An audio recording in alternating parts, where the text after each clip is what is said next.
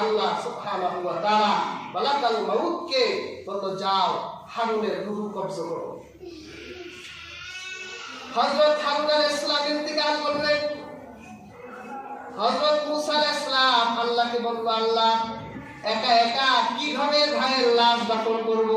আল্লাহ বলল চিন্তা করো না, আমি তার লাশকে আকাশে উঠাই দিলাম। সুবহানাল্লাহ। দেয়াল হাজরিন, আল্লাহ হযরত হারুন আলাইহিস সালামের লাশ আকাশে নিয়ে গেলেন। হযরত মুসা আলাইহিস সালাম যখন বনী ইসরাঈলদের কাছে আসলেন, বনী ইসরাঈলেরা বলল মুসা হারুনকে নিয়ে ঘুরতে গেলাম, আর একা একা আসলা, হারুন কই? হযরত মুসা আলাইহিস সালাম বলল হারুন তো ইন্তিকাল করেছেন, আর আল্লাহ পাক তার লাশকে আকাশে উঠাই নিয়ে গেছেন। বনী ইসরাঈলরা বলল না, তুমি হয়তো হারুনকে হত্যা করছো, তুমি হারুনের হত্যাকারী, তুমি হারুনকে মেরে ফেলেছো। হযরত মুসা আলাইহিস সালাম বলে না, আমি মারি নাই।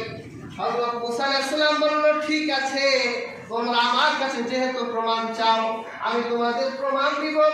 2 রাকাত নামাজ আদায় করে আল্লাহর কাছে দোয়া করলেন, আল্লাহ হারুনের ব্যাপারে আপনি আমার কওমকে সুস্পষ্ট মেসেজ দেন। আমার আল্লাহ পাক হযরত হারুন আলাইহিস সালামের লাশটা খাটসহ আকাশ থেকে নামাই দিলেন, আর তারা দূর থেকে দেখলো আকাশে হযরত হারুন আলাইহিস সালামের লাশ ফেরেশতারা বহন করছে, আর হযরত হারুনের চেহারার ভিতর কোনো দাগ নাই, তিনি আহত নন।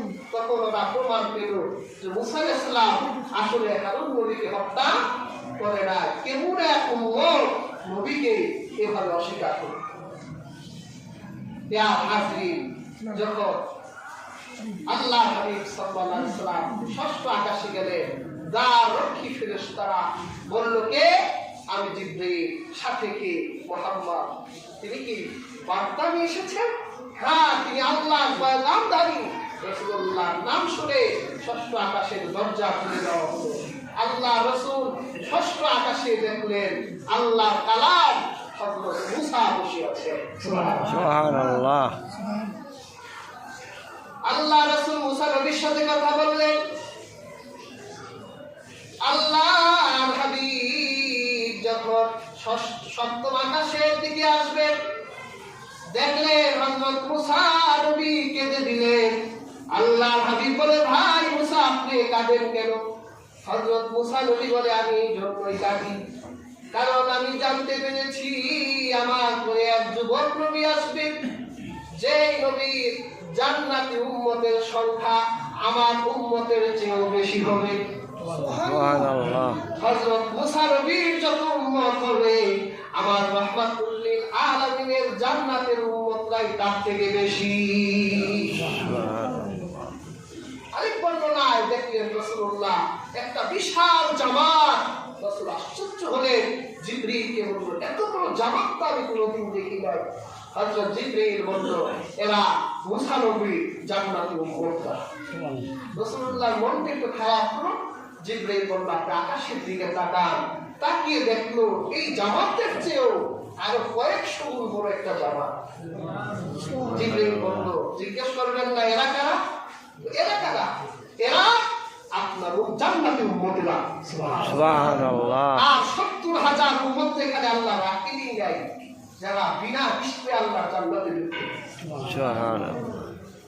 রাসূলুল্লাহ মুসা নবীর সাথে দেখা করে সপ্তম আকাশের দ্বার প্রান্তে পৌঁছে গেলেন। রাসূলুল্লাহ বলা হলো কে?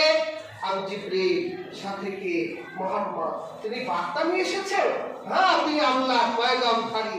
রাসূলুল্লাহর নাম শুনে দরজা খুলে দেওয়া হলো। আল্লাহ রাসূল সপ্তম আকাশে গিয়ে দেখলেন আল্লাহ খলিল হযরত ইব্রাহিম নবী বসা। তিনি বাইতুল মামুদের একটা খুঁটির সাথে হেলান দিয়ে বসে আছে। রাসূল পাক সাল্লাল্লাহু আলাইহি ওয়াসাল্লামকে বলল হে আমার কলিজার টুকরা সন্তান মুহাম্মদ, তুমি তো মেরাজ করে দুনিয়ায় যাবে, তো তোমার উম্মতের কাছে আমার এই মেসেজটা দিবা, জান্নাতের মাটি বড়ই পাক, মিশকের মাটি। তোমার উম্মতদেরকে গিয়ে বলবে তারা যেন জান্নাতের পাক মাটিতে বেহেশতের গাছ লাগায়। সুবহানাল্লাহ। আল্লাহর হাবিব বলল বেহেশতের গাছ কি? এক বর্ণনা এসেছে হযরত ইব্রাহিম বললেন তোমার উম্মতদেরকে বলবা তারা যেন বেশি বেশি বলে সুবহানাল্লাহ, আলহামদুলিল্লাহ, লা ইলাহা ইল্লাল্লাহ, আল্লাহু আকবার। তারা যেন বেশি বেশি বলে সুবহানাল্লাহ, তাহলে তোমার উম্মতের জান্নাতে প্লট আছে, ওখানে পুরা মরুভূমির মতো জমিন, ওখানে ওরা গাছ লাগাবে, সুবহানাল্লাহ গাছ লাগাবে। ওই একবার সুবহানাল্লাহ বলবে তাদের জান্নাতি প্লটে সুবহানাল্লাহর একটা গাছ হয়ে যাবে। ওই গাছে তার নাম লেখা থাকবে সুবহানাল্লাহ। আবার যখন তারা বলবে আলহামদুলিল্লাহ, জান্নাতে একটা গাছ জন্ম নিবে আলহামদুলিল্লাহ, আর ওই গাছের ভিতরে তার নাম লেখা থাকবে।